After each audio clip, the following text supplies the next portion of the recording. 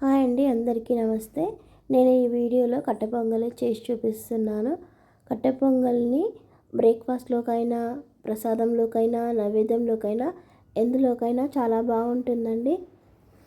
ఇది ముఖ్యంగా మన ఇండియన్స్కి, సౌత్ ఇండియన్స్కి చాలా ఇష్టమైన రెసిపీ అండి. ఈ రెసిపీ తయారు చేసుకోవడం కోసం ముందుగా ప్యాన్ పెట్టి అందులో 2 గ్లాసుల పెసరపప్పు వేసుకోవాలండి. చిన్న మంట మీదనే త్వరగా పెసరపప్పు వేయించుకోవాలి. మంచిగా కమ్మని వాసన రావాలి. లైట్ గోల్డెన్ కలర్లో కూడా రావాలి. నిదానంగా సన్నటి సెగ మీద వేయించాలి. 5 నుంచి 10 నిమిషాలు వేయించాలి. వేరొక బౌల్ తీసుకొని అందులో 2 గ్లాసుల బియ్యం వేసుకోవాలండి. బియ్యాన్ని, పెసరపప్పుని ఈ విధంగా కలుపుకోవాలండి. కలుపుకున్న తర్వాత బియ్యాన్ని 2 నుంచి 3 సార్లు శుభ్రంగా కడగాలండి. బియ్యాన్ని ఈ విధంగా కడగాలండి. బియ్యాన్ని కడిగిన తర్వాత నీళ్ళని బియ్యాన్ని వేరు చేసుకోవాలండి. ఈ విధంగా నీళ్ళని బియ్యాన్ని వేరు చేసుకొని ఉంచుకోవాలండి. ఈ బియ్యాన్ని వేస్తాం కాబట్టి ఎక్సెప్ట్ వాటర్ లేకుండా చూసుకోవాలండి. తర్వాత ఒక ప్యాన్ పెట్టి అందులో ఒక 4-5 టేబుల్ స్పూన్స్ గీనే పడుతుందండి. గీ వేసిన తర్వాత ఈ గీ కడిగిన తర్వాత అందులో బియ్యాన్ని వేసుకోవాలండి. ఈ బియ్యాన్ని ఎంత వేయించితే అంత బాగుంటుందండి. బియ్యాన్ని గోల్డెన్ కలర్లోకి వచ్చేంత వరకు వేయించుకోవాలండి. బియ్యాన్ని కనీసం 10 నుంచి 15 నిమిషాలు వేయించుకోవాలి.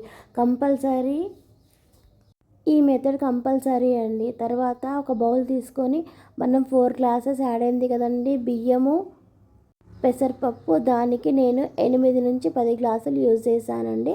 తర్వాత మళ్ళీ నాకు ఒక 2 గ్లాసెస్ యాడ్ అయ్యాయి. బియ్యాన్ని ఉడికేటప్పుడు నీళ్ళు సరిపోకుంటే మళ్ళీ పోసుకోవచ్చండి. చూడండి, ఈ విధంగా మొత్తం బౌల్లోకి వేసుకొని ఉడికించుకోవాలండి. ఉడికించిన తర్వాత ఉప్పు వేసుకోవాలండి. చూడు, ఈ విధంగా ఉప్పు వేసేసానండి. నేనైతే ప్యాన్ పెట్టి ప్యాన్లోకి ఒక 4-5 టేబుల్ స్పూన్స్ గీ పడుతుందండి. గీ అయితే కాస్త ఎక్కువనే పడుతుంది. గీ మొత్తం ఇలా గీ వేసుకున్న తర్వాత గీ మొత్తం వేడి కానివ్వాలండి. వేడి కానిచ్చిన తర్వాత అందులోకి ఒక 2 టేబుల్ స్పూన్స్ మిరియాలు వేస్తానండి. అవి కాస్త వేగిన తర్వాత 1 టేబుల్ స్పూన్ జీలకర్ర వేసానండి.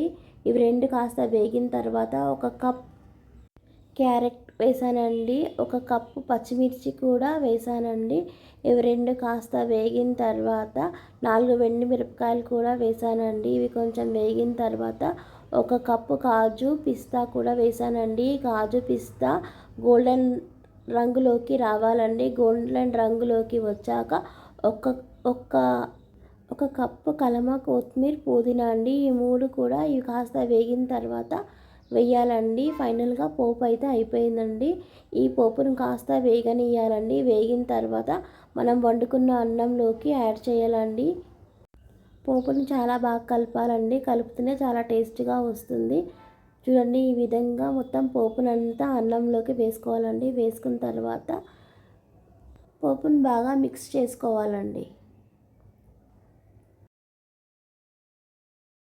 వినాయకుని ప్రసాదం కోసం వండానండి.